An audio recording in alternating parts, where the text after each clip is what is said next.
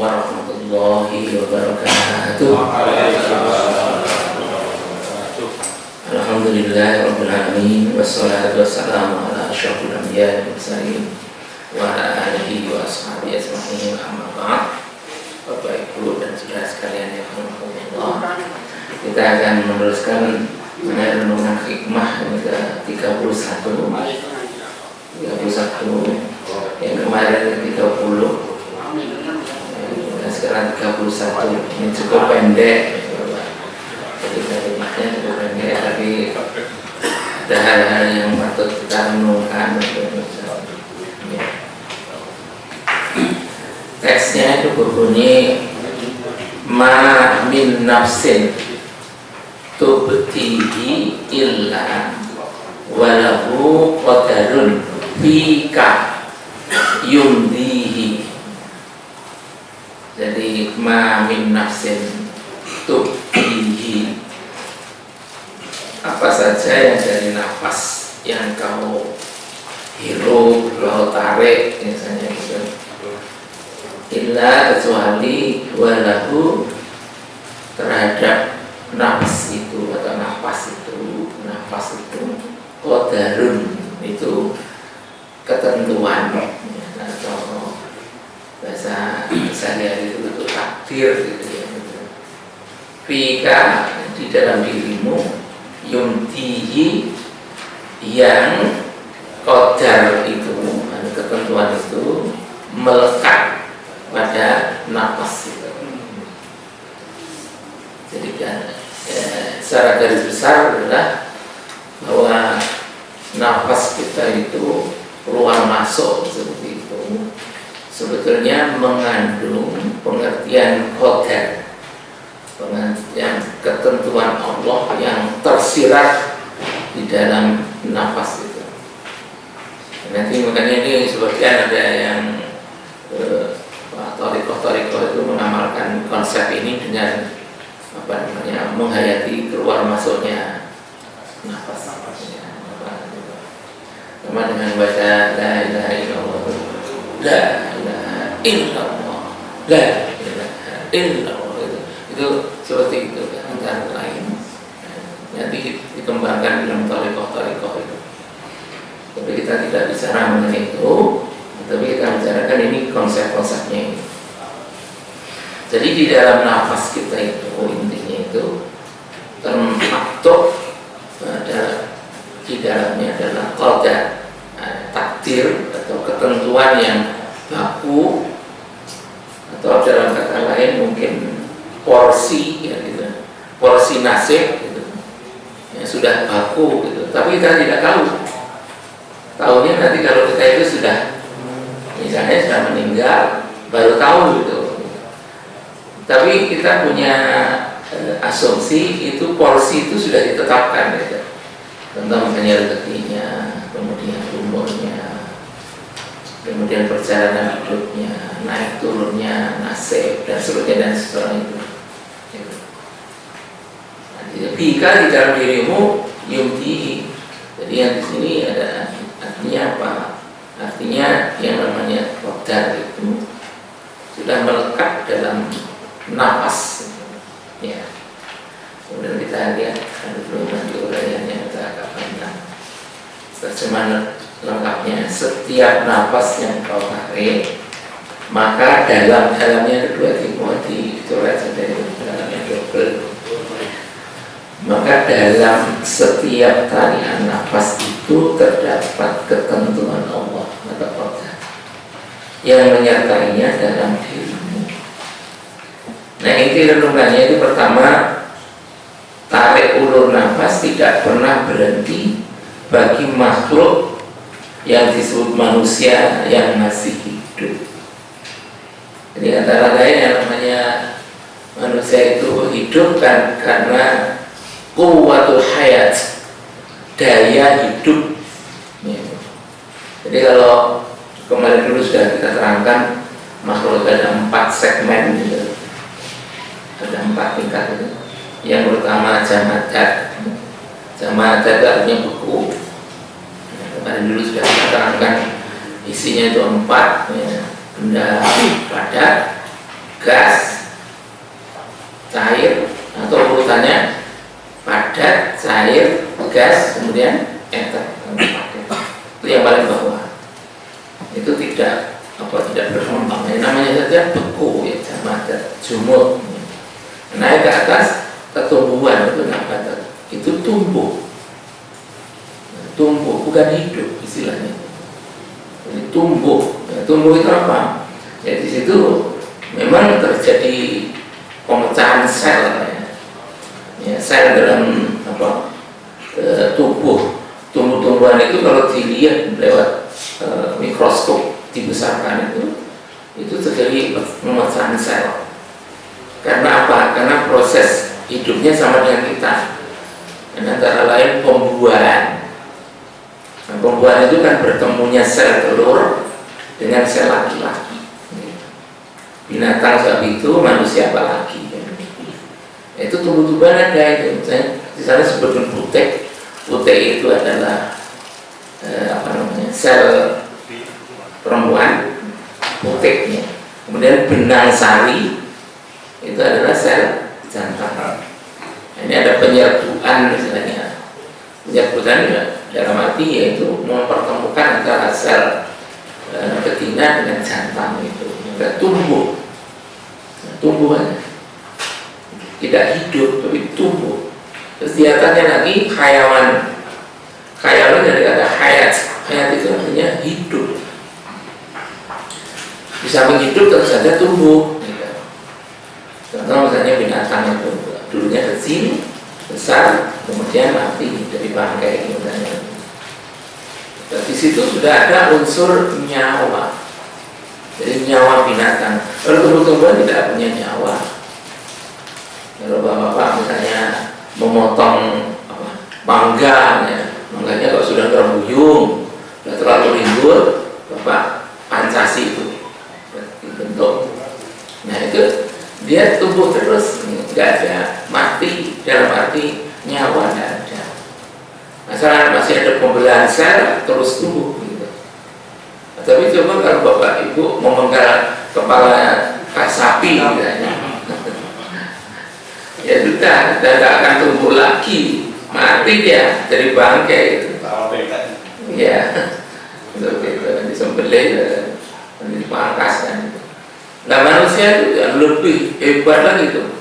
Manusia itu ada unsur jamadatnya, yakni tulang, kemudian apa itu namanya daging, otak, itu kan padat itu. Walaupun ada campuran airnya, tapi kita nggak padat kan. Kemudian di atasnya lagi yang punya tumbuh ada dari 126 mikron yang di perut sang ibu dalam waktu 9 bulan 10 hari berubah menjadi bayi yang beratnya 3 kilo kurang lebih, panjangnya setengah meter, hanya waktu 9 bulan 10 hari. Yang dulu benihnya hanya 126 per 1000 mm. Jadi perkembangannya luar biasa. Karena itu biasanya kalau ibu itu kan kelihatan sekali kalau waktu hamil kan langsung pucat gitu ya. Apa namanya itu? Disedoti dari ini bayinya itu. Nanti ya janinnya kalau sudah lahir ibu tidak menanggung rezeki bayi itu, nah, mulai bersinar lagi wajahnya, berseri-seri wajahnya, kalau masak nanti lagi dan seterusnya itu. Ya, seperti itu. Ada keuntungan lagi ruh ya, jadi jamadatnya ada, nabat dan tumbuhnya ada, kuwatul hayat, jadi hidup itu ada dan nyawa manusia itu. Kalau ditembak yang mati manusia itu, dipenggal kepalanya mati misalnya dalam peperangan misalnya. Terus terakhir ruh, nah ini ruh ini yang tidak pernah mengalami kematian. Inilah. Ini karena ini tarik ulur nafas tidak pernah berhenti. Makhluk manusia masih hidup. Jadi ini yang kita bicarakan kalau orang bernyawa. Jadi dalam ketubuhan manusia itu diperlukan nafas. Alatnya untuk menyerapnya itu namanya paru-paru. Yang diserap namanya gas. Apa itu? O2. Bukan karbon, bukan CO2. Kalau orang ada C-nya, karbonnya mati kan. Contoh misalnya bapak-bapak punya mobil dan garasinya sempit, lalu itu menghidupkan itu, kalau dipenuhi itu kalau terlalu banyak karbonnya bisa bapak ibu pingsan, lemes, pingsan.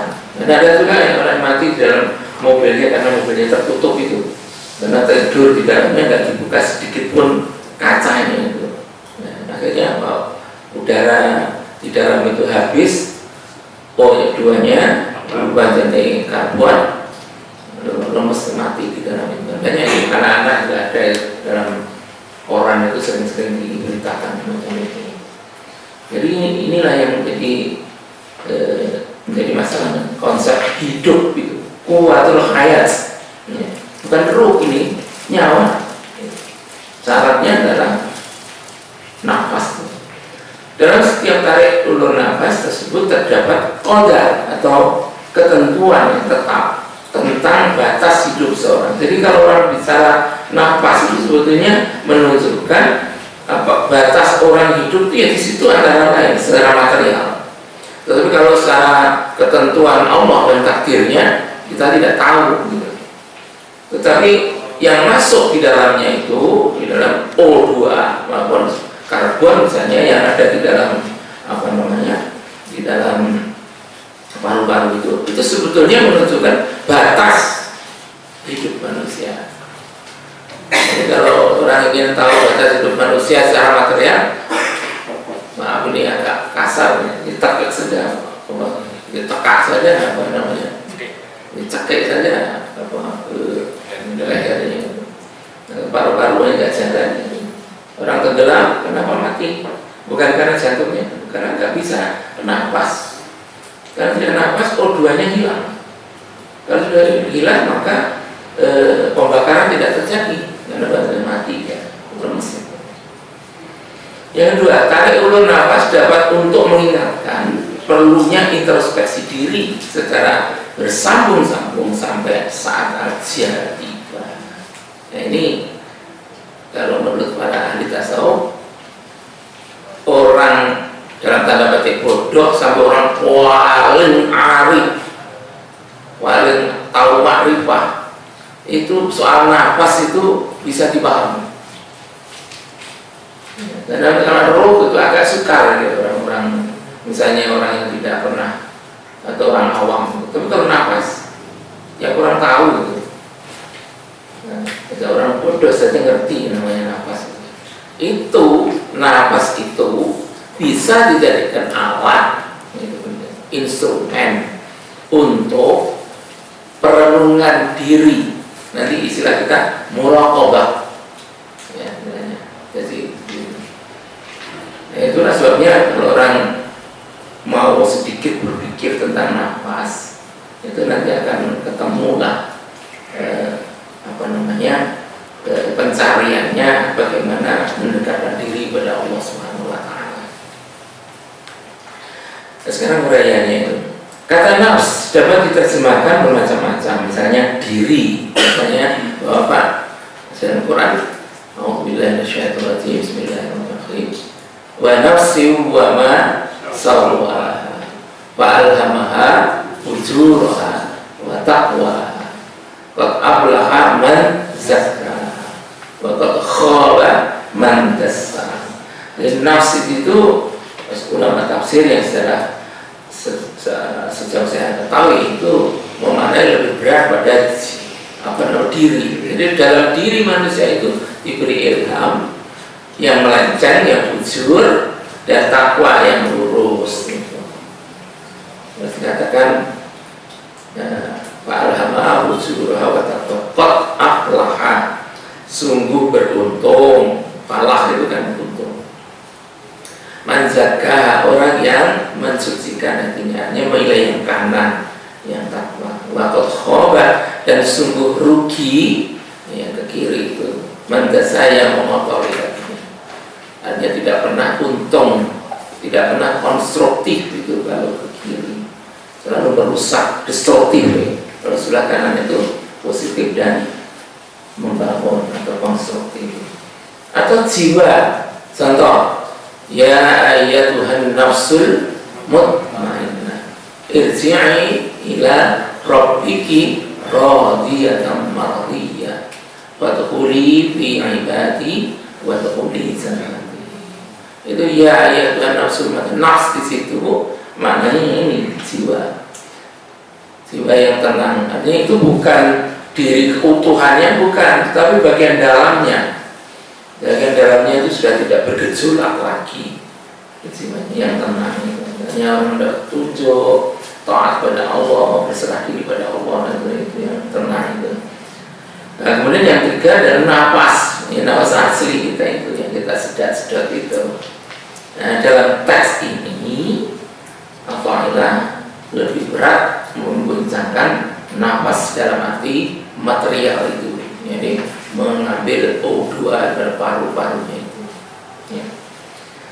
Dalam teks ini yang dikedepankan adalah nafs dalam arti nafas, sekalipun juga berkaitan erat dengan masalah jiwa dan diri manusia.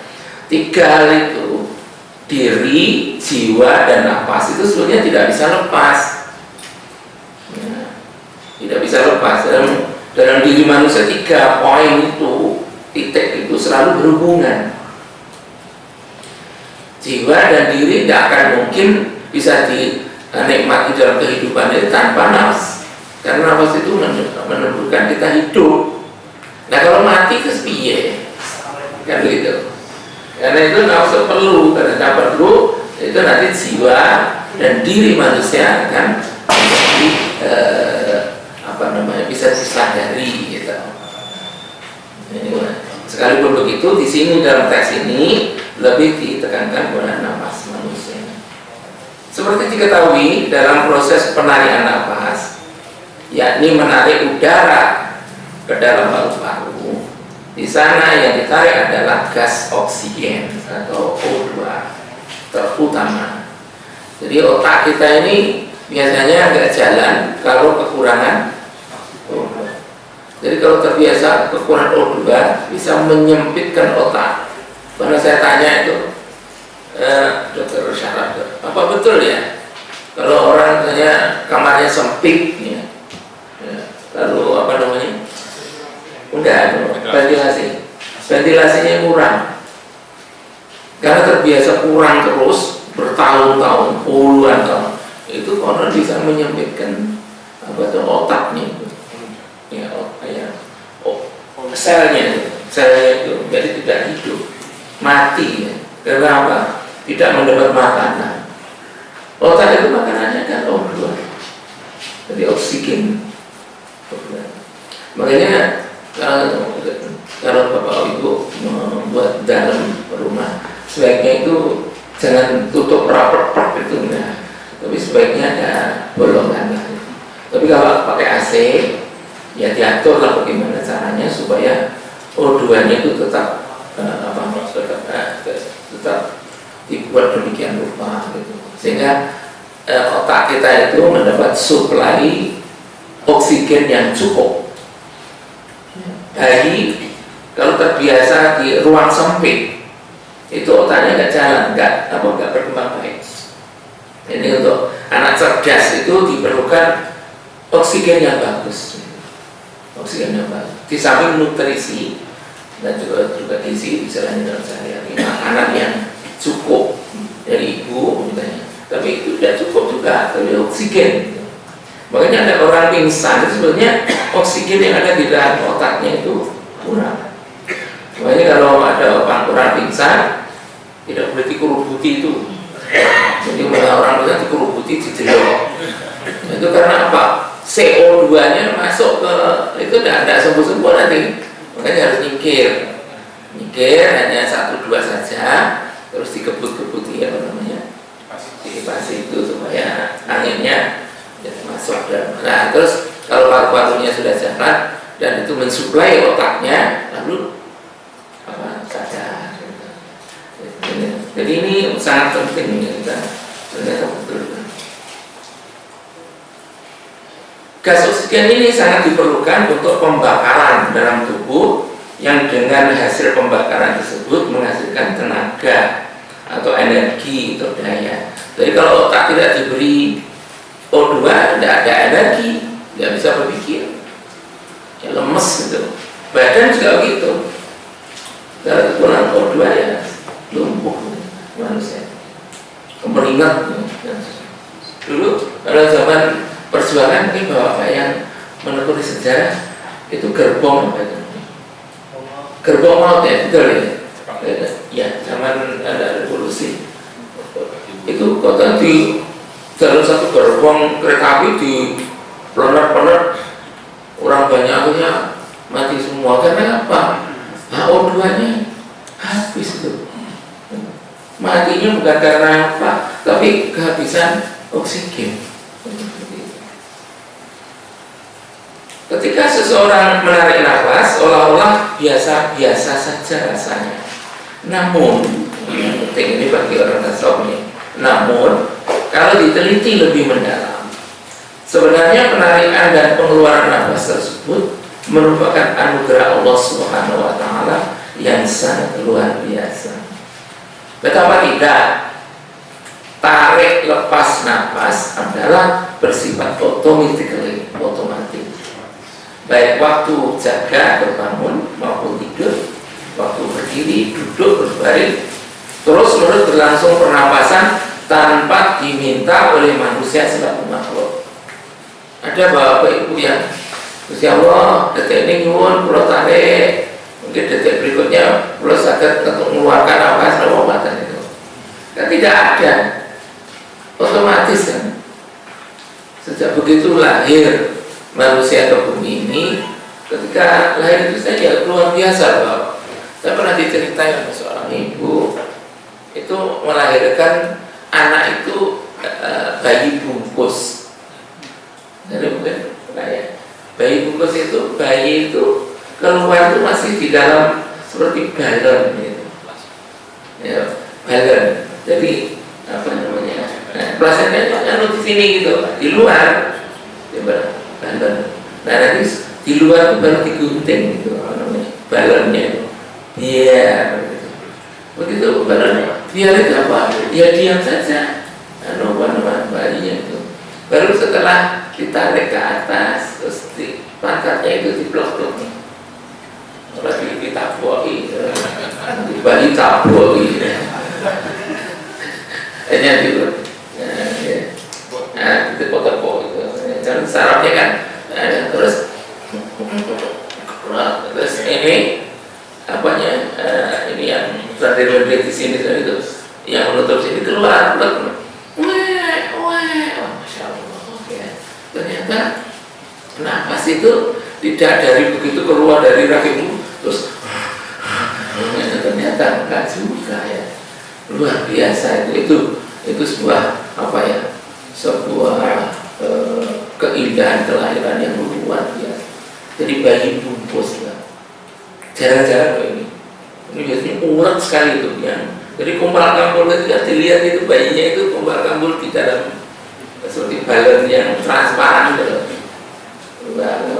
Baru dicoblos gunting dikerek-kerek biar gitu tarik gitu. Masya Allah, Allahu Akbar. Nah sejak itu sudah sampai akhir hayat terus ini otomatis itu hadiah dari Allah, tidak ada yang minta. Siapa minta itu? Nanti terus dibantu oleh jantung. Jantung itu mengedarkan darah itu yang isinya O2 tadi, dikirim ke seluruh pojok tubuh untuk pembakaran. Kalau sudah terjadi pembakaran, nanti terjadilah pembelahan sel terus menerus, lalu ada tenaga, ada ujung saraf, ujung di otak, di jantung sendiri, di mana itu di pencernaan dan seluruhnya. Maka makin hari terus makin besar. besar anak itu juga. Bayinya besarnya kira-kira salon saya itu, akhirnya sekarang sudah setinggi beliau di boyong. Gitu. Apalagi yang besar itu, wah itu suara tinggi itu. Kalau dulu hanya sekepel ini sebenarnya, masya Allah. Itu karena ini proses pembelahan besar. Lalu kita teruskan ya. Inilah berkah dari sifat rahim Allah. Jadi dulu pada saya katakan, kalau Bapak menyebut Bismillahirrahmanirrahim, dengan ism itu nama Allah ya Allah. Apa matanya atau sifatnya tepatnya? Rahman. Rahman itu siap memberi kalau ada permintaan, permohonan. Rahim itu siap memberi walaupun tidak ada permintaan. Nah kita ini punya jantung bergerak, nafas bergerak, ini kan karena rahimnya Allah. Otomatis tidak usah nyumpun lah. Kecuali kalau Bapak ingin jadi kaya, ya, punya uang banyak di bank, ya perlu Bapak kerja dengan doa, itu rahmannya turun gitu. Tapi kalau ini pencernaan kita berjalan, nafas kita, lalu jantung, ya, peredaran darah, dan itu sudah rahimnya Allah. Coba bayangkan, andai kata setiap tarik lepas nafas manusia harus memohon kepada Allah Subhanahu Wa Taala. Kapan kita selaku manusia sempat istirahat, mengantuk, apalagi tidur? Sempat kan? Ya nggak sempat. Enggak, jangan-jangan putus nafasnya. Tapi karena ini otomatis, ya sudah, akan tidur ya. Insya Allah besok bangun jam 6. Oh ini sudah subuhan, itu subuhan orang belum gitu ya. Misalnya ada nekat gitu ya. Itu karena apa? Terlalu percaya diri ya, bahwa nafasnya berjalan normal, jantungnya berjalan normal secara otomatis. Maka dia siap saja tidur. Nah, coba kalau di dalam bidang ini harus mohon, tidak pernah istirahat, gitu. Nggak bisa tidur, nggak bisa ngantuk dan sebagainya. Kalau syarat mohon ini baru bisa bernapas, alangkah berat tanggungan hidup ini. Untungnya tidak demikian. Kita tidak usah memikirkan masalah memohon bisa bernapas. Bernapas sudah bersifat otomatis. Makanya kita hanya adanya kan syukur saja. Alhamdulillah, alhamdulillah. Karena itu sambil nyetir mobil, alhamdulillah. Kaki bisa ngegas, bisa memasukkan persneling. Kalau itu bukan perkara biasa kan, tapi kalau metik ya main bekas dengan rem tajam kan gitu. Subhanallah, alhamdulillah, Allah sambil melihat nikmat-nikmat yang lain itu ya.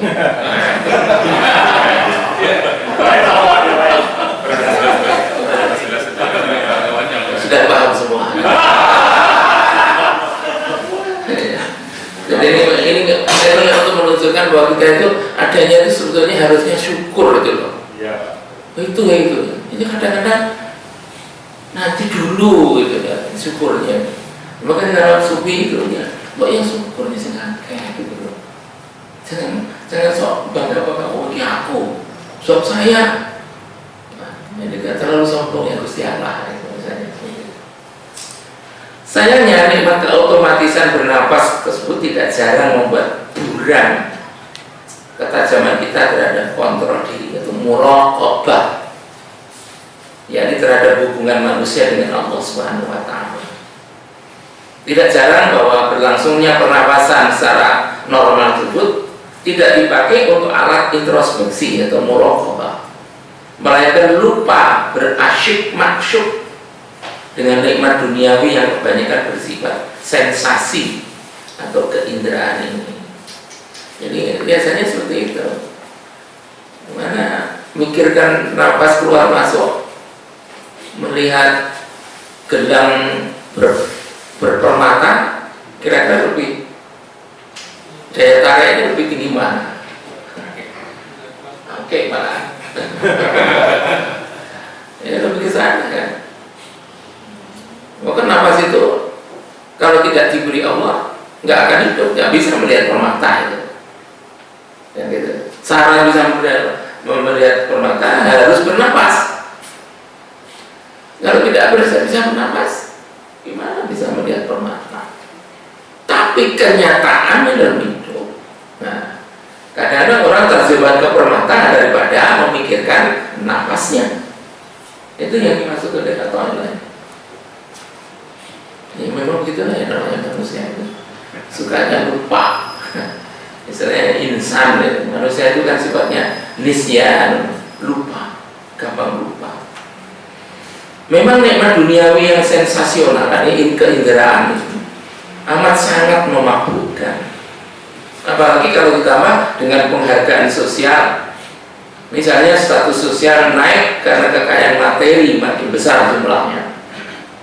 Makin sugih, wah jasnya harganya berapa Bapak? Mintanya $200.000. Misalnya 10 juta dasinya, waduh, pakai yang kesini sutra di sini ada ininya, sebenarnya itu emas murni, terus diberi permata di tengahnya,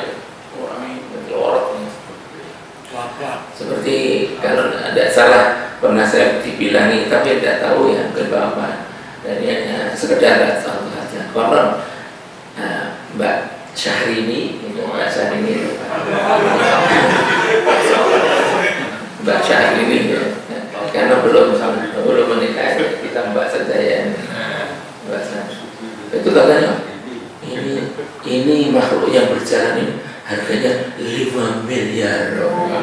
Jadi pakaiannya, tasnya, sepatunya, terus ini bolanya, brosnya, terus medalionnya, itu kalau digunggung ke perut kira-kira 5 miliar. Itu masih sedikit sebetulnya. Ada yang ada yang harganya seorang artis, saya lupa itu di Amerika, 100 miliar. Jadi ini makhluk ini berjalan 100 miliar. Kalau kita berapa Bapak? Monggo ya. Bagian kita ini paling banter saya ketemu 50.000 misalnya. Kemudian sepatu kita itu berapa? Nggak sampai kira-kira setengah miliar, itu nggak sampai.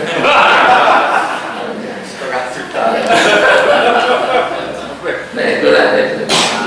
Ini seperti itu ya. Jadi kita ini dengan status sosial karena makanan itu adalah membuat buram ketajaman kita itu. Ini filosofi kita terhadap yang disebut dengan muraqabah, itu introspeksi itu jadi apa? Jadi kurang. Nggak mau apa? Kita sadari atau tidak? Ini semuanya itu kesadaran kok. Kesadaran untuk mengintrospeksi diri sendiri atau muraqabah. Lagi-lagi ini misalnya jabatan makin luas jangkau kewenangannya, misalnya menjadi seorang presiden. Seorang presiden itu apa saja jalan-jalan dibersihkan dulu, diamankan, makanan dicoba, dites oleh dokter pribadi, sini ada racunnya atau tidak, semua kalau beres semua baru boleh dimakan, semuanya itu.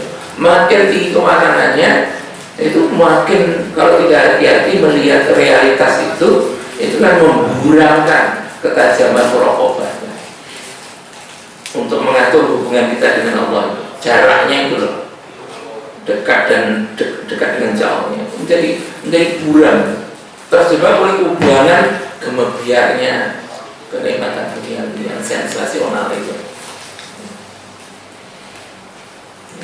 Ya, sini sebutkan tentu keburaman terhadap ketajaman menjadi. Terus halaman 137 dalam Al-Quran dinyatakan, nah ini penting sekali kita nanti introspeksi pada sholat kita, bahwa zikir atau ingat selalu pada Allah merupakan hal yang dilatihkan dan dibiasakan. Kita itu manusia itu kekuatannya kan dilatih. Sirkus itu bisa meloncat-loncat seperti itu dan badannya begitu seperti plastik gitu ya, sampai melengkung-lengkung sampai kepala ke sana terus di selangkangannya terus ini nyawa kono itu kan. Coba kalau kita bisa langsung itu ceklek sungguh itu putus itu apa namanya tulang belakang. Kalau sudah putus masya Allah dan lumpuh selamanya.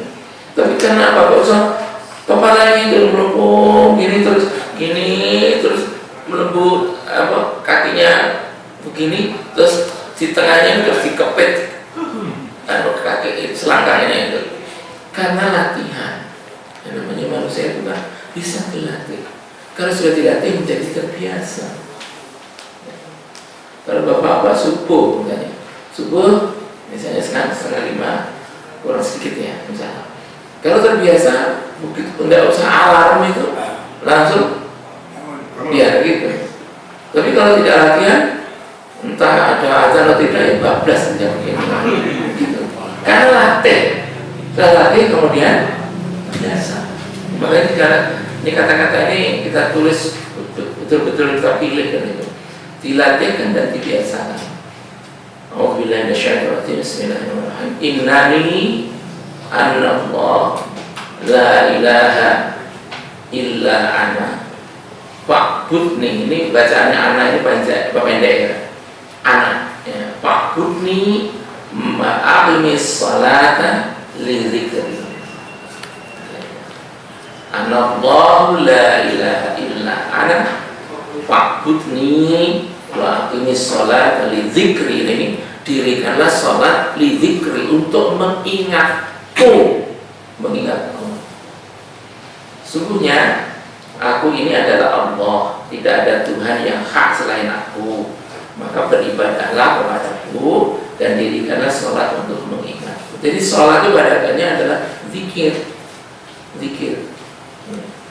Ini kalau zikirnya orang seperti kita pada level awam ya rata-rata itu mulai ya sholat itu.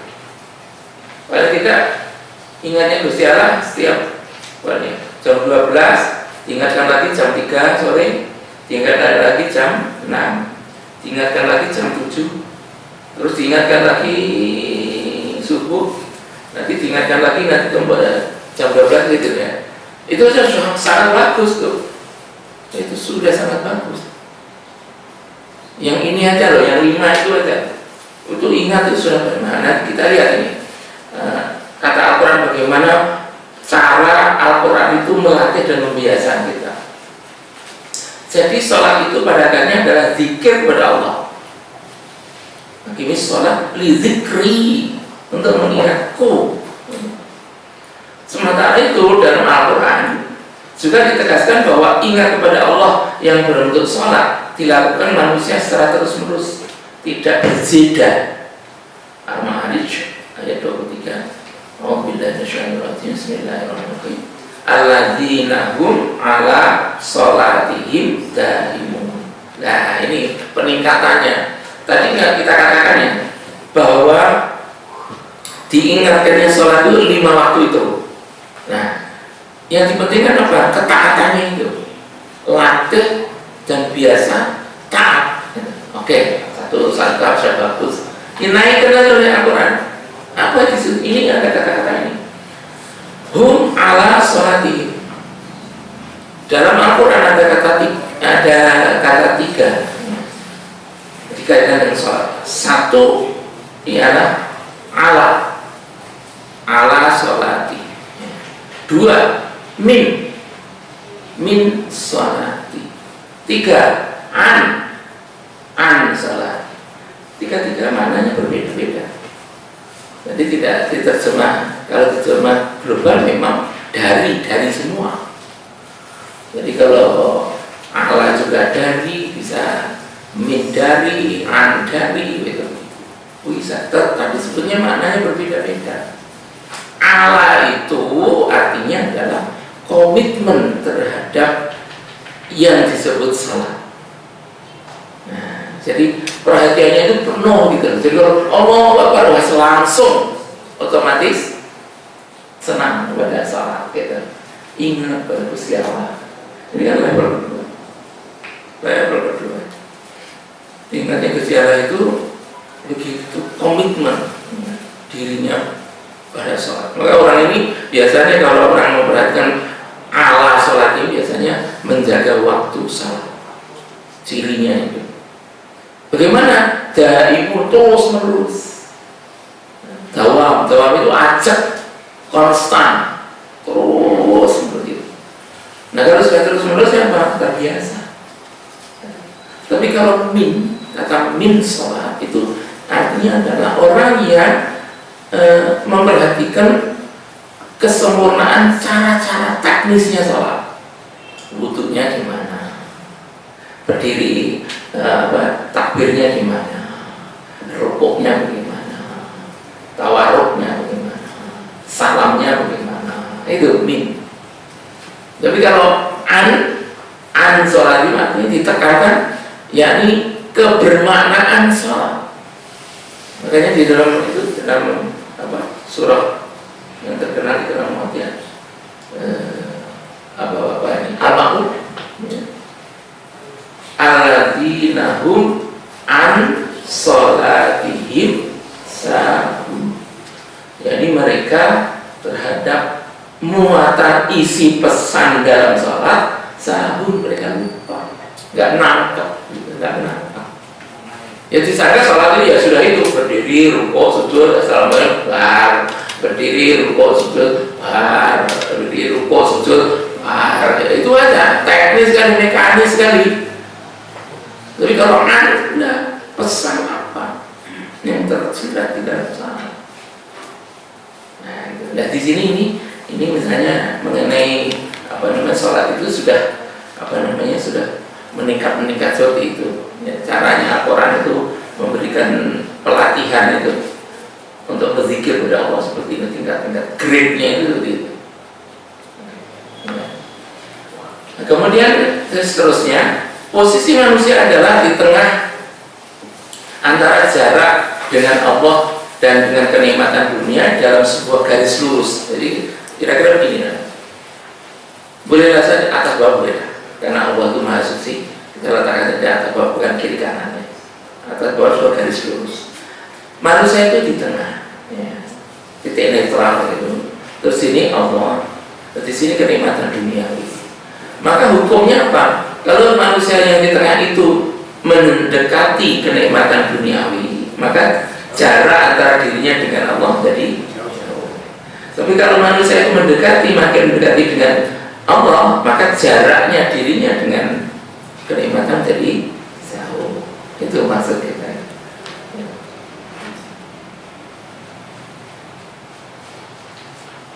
Kalau hati manusia makin tertarik kepada kutub nikmat duniawi, maka manusia makin jauh jaraknya dengan kitab kutub Allah SWT dan sebaliknya. Orang yang melakukan muraqabah pada hakikatnya menarik diri ke arah berdekatan dengan kutub Allah SWT dan menjauhkan jarak dirinya dengan kutub nikmat duniawi. Jadi muraqabah tadi. Jadi dengan merenungkan napas itu, ini siapa yang memberi saya? Ini berarti ingin menarik dirinya itu mendekati Allah. Nah, kenikmatan duniawi kita jauhi. Kita agak jauh lah, gitu. Dijauhi lah. Kalau posisi manusia dihadapkan pada dua kutub yang berlawanan atau paradoks, ini apa maksudnya? Maksudnya adalah mengingatkan bahwa sebenarnya nikmat duniawi itu hanya sebagai zinatun. Tancang ini, nanti i-nya diberi tanda atas juga, zinatun, ya. Zina atau hiasan atau perhiasan, dan sekaligus sebagai alat-alat kesejahteraan hidup, sebagai cobaan, bukan arah tujuan yang harusnya dituju. Nah, ini kan biasanya begitu ya Pak. Makanya kalau dunia hedonisme sekarang, misalnya hedonis itu kan berkaitan dengan kenikmatan duniawi. Ini sungguh bertentangan dengan teori ini. Kalau teori ini adalah teori muraqabah, Itu artinya mendekat Tuhan akan menjauhi nikmat dunia. Tapi kalau yang hinduisme gimana? Sebaliknya, dia mendekati dunia kenikmatan dunia, kemudian kepada Allah SWT menjadi jauh. Makanya kalau tempat-tempat itu bukan kita menjelek-jelekan tidak, ya terserah aja ngelakon silakan. Di tempat bar itu.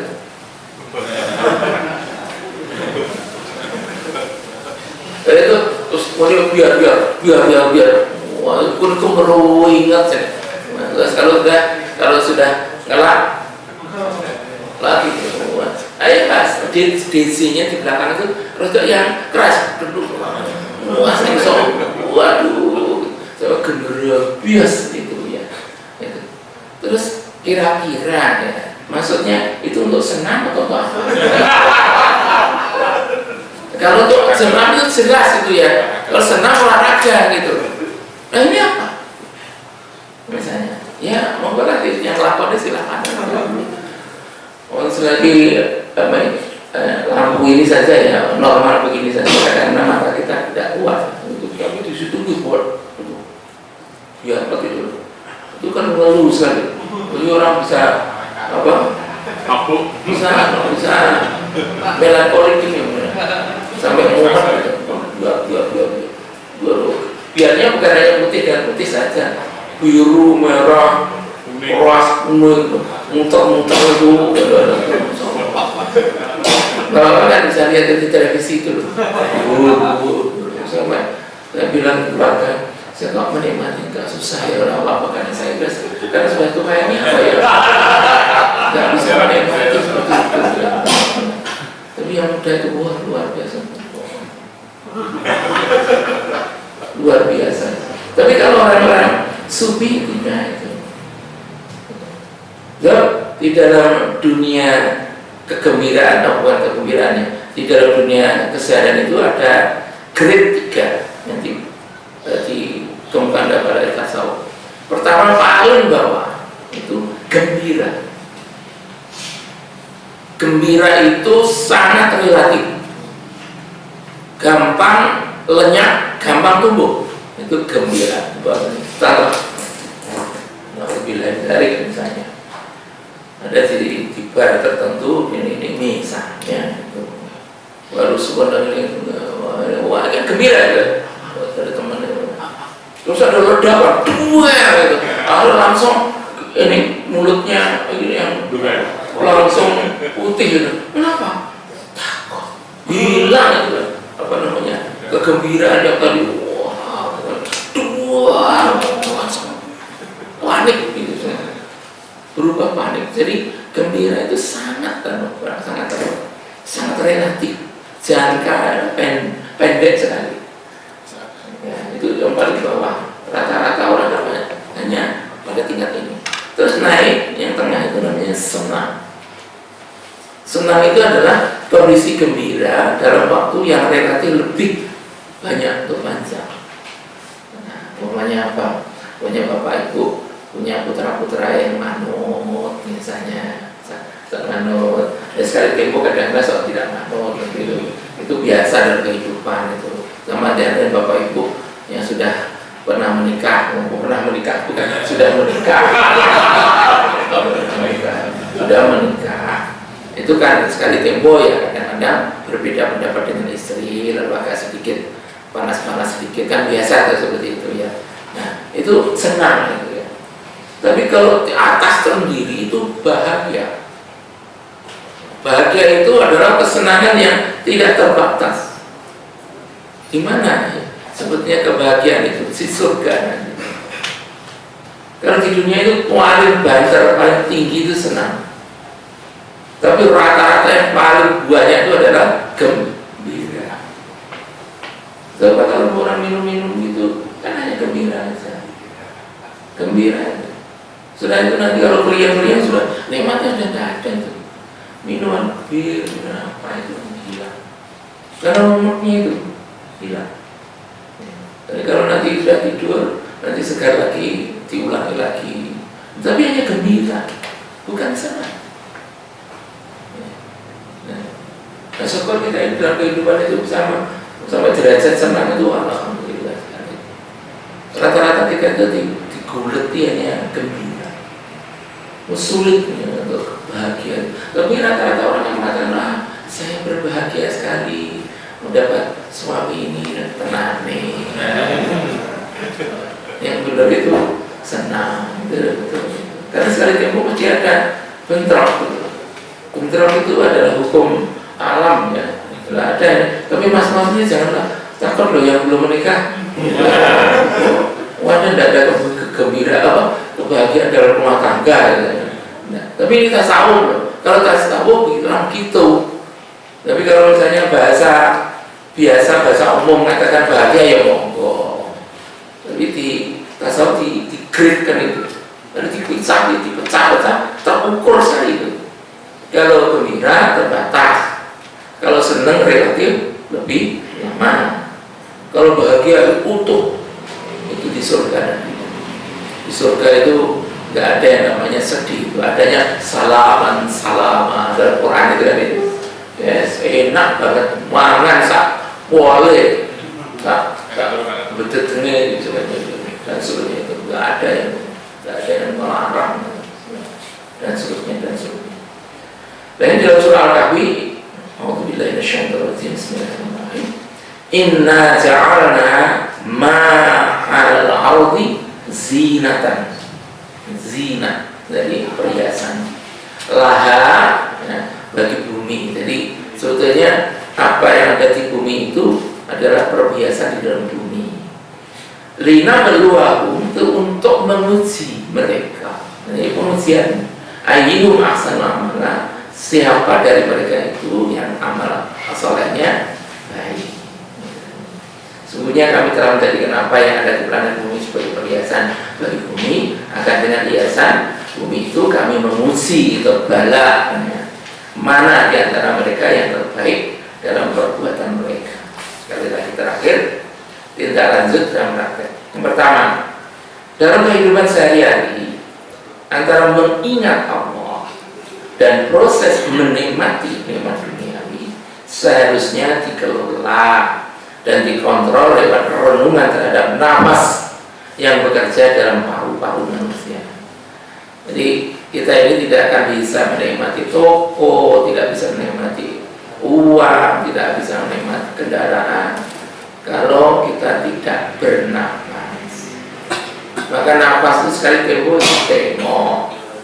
Itu untuk apa? Untuk merokok, untuk mengontrol jarak hubungan kita dengan Allah itu seperti apa sih? Kita itu sudah terlalu jauh atau relatif dekat? Di situ akan tahu. Kalau dengan orang nafas ini di kejadian bahan renungan, itu akan merokok banyak kan muncul. Ini mengontrol hubungan antara diri kita dengan Allah itu akan menjadi terpancing tumbuh kembali gitu. Tanpa nafas yang dianugerahkan Allah SWT, maka tidak akan ada hidup. Sedangkan kalau tak ada hidup, maka tidak ada kesempatan menikmati hidup, nikmat duniawi.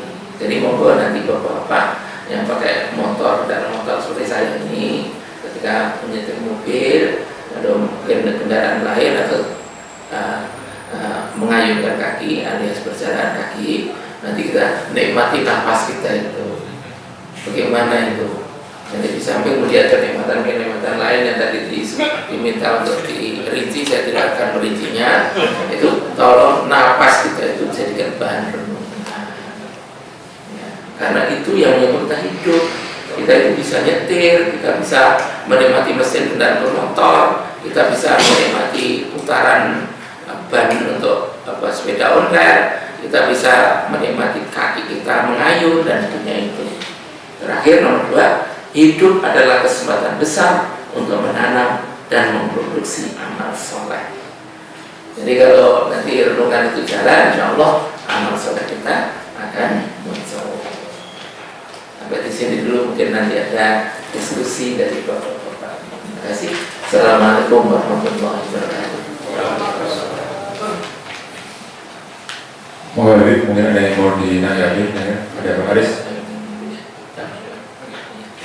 Pak Haris dari sudah kami beristirahat, mau menyusun pertanyaannya. Assalamualaikum warahmatullahi wabarakatuh. Untuk kata lafaz ma, Iya. ini kalau diterjemahkan dengan tidak, kalau diterjemahkan dengan tidak bisa nggak? Kalau ma itu tidak biasa dikarenakan Ada ilah di sini. iya. Jadi begini, kalau dikaitkan dengan apa itu fi'il madhi itu dengan tidak, tapi di sini kaitannya ma ini kaitan langsung dengan nafs. Jadi kaitannya ma tidak dikaitkan dengan pengertian fi'il. Wa ma khalaqtul jinna wal insa illa liya'budun. Dan tidak kami menciptakan manusia kepada jin dan manusia kecuali agar mereka beribadah. Jadi ma di sini tidak ada, walaupun ada ilah. Jadi ma ini sebagian ada yang mengatakan bagaimana kalau kita terjemahkan ma itu bayaniyah saja untuk penjelasan itu, ya bisa juga. Jadi langsung saja min nafsin tubtihi dari persoalan nafas itu yang kamu keluarkan. Nah, itu apa maknanya illah?